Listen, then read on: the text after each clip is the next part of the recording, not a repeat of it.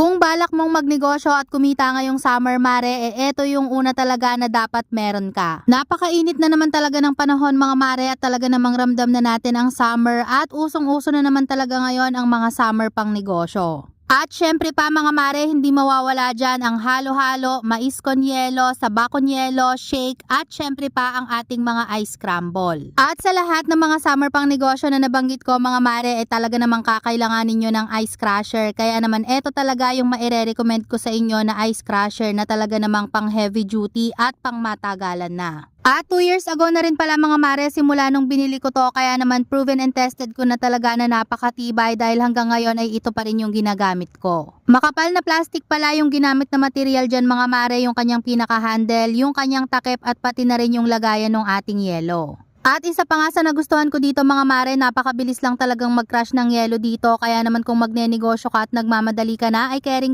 lang dahil napakabilis lang mag-crush ng yelo. Hindi ka talaga manghihinayang mare sa ipambabayad mo dito dahil nga bukod sa napakaganda ay pangmatagalan na, kaya naman sulit na sulit talaga. At meron na din palang isang klase nito mga mare, bali dalawa na yung pagpipilian nyo dyan. Yung isa po ay yung stainless steel o yung bakal na yung kanyang pinaka-handle, pati na rin yung lagayan ng yelo. At yung isa naman mga mare ay itong ginagamit ko ngayon na makapal na plastic yung ginamit na material. Pero pagdating naman sa performance mga mare ay halos pareho lang naman po sila. O siya mga mare, kung naghahanap ka din ng ice crusher na pang negosyo, ilalagay ko na lang yung link dyan sa comment section o kaya naman i-click mo na lang yung basket dyan sa baba para hindi ka na mahirapang maghanap. At pa-comment na rin mga mi kung ano pa ba ang mga pang negosyo recipe na pwede nating gawin ngayong summer gamit itong ating ice crusher.